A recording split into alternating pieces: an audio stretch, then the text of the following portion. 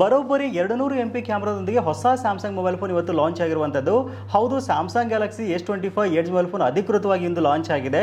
1,10,000 ರೂಪಾಯಿ mobile phone launch ಆಗ್ತಾ ಇರುವಂಥದ್ದು. ನೀವು ನಿಜ ನಂಬಲ್ಲ, ಜಗತ್ತಿನ ಅತ್ಯಂತ ಸ್ಲಿಮ್ ಮೊಬೈಲ್ ಫೋನ್ ಅಂತ ನಾವು ಇದನ್ನ ಹೇಳ್ತೀವಿ.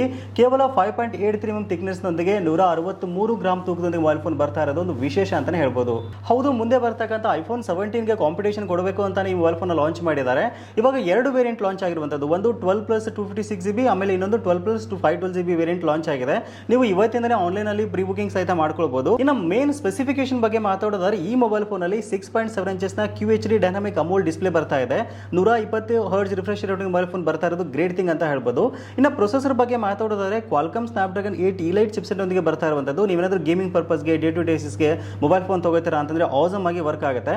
ಇನ್ನು ಕ್ಯಾಮೆರಾ ಬಗ್ಗೆ ಹೇಳೋದಾದ್ರೆ 200 MP ಪ್ರೈಮರಿ ಕ್ಯಾಮೆರಾ ಮತ್ತು 12 MP ಫ್ರಂಟ್ ಕ್ಯಾಮೆರಾ ನಿಮಗೆ ಸಿಗ್ತಾ ಇರುವಂತದ್ದು. ಬ್ಯಾಟರಿ ಬಂದು ನಿಮಗೆ 3900 mAh ಬರ್ತಾ ಇದೆ. 25 ವ್ಯಾಟ್ ಫಾಸ್ಟ್ ಚಾರ್ಜಿಂಗ್ ಅಡಾಪ್ಟರ್ ಒಂದಿಗೆ ಬರ್ತಾ ಇರುವಂತದ್ದು. ಜೊತೆಗೆ ವೈರ್ಲೆಸ್ ಸಪೋರ್ಟ್ ಸಹಿತ ಇದನ್ನು ಆಗುತ್ತೆ. ಇನ್ ಕೇಸ್ ನೀವು ಪ್ರೀಮಿಯಂ ಸೆಗ್ಮೆಂಟ್ ಅಲ್ಲಿ ಒಂದು ಹೊಸ ಮೊಬೈಲ್ ಫೋನ್ ತಗೋತೀರಾ ಅಂತಂದ್ರೆ ಇದು ಸಹಿತ ಒಂದು ಬೆಟರ್ ಆಪ್ಷನ್ ಅಂತ ಹೇಳ್ಬೋದು. ಇದೇ ರೀತಿ ಒಳ್ಳೊಳ್ಳೆ ಯೂಸ್ಫುಲ್ ಇನ್ಫಾರ್ಮೇಷನ್ ನಮ್ಮ ಪೇಜ್ನ ಫಾಲೋ ಮಾಡಿ.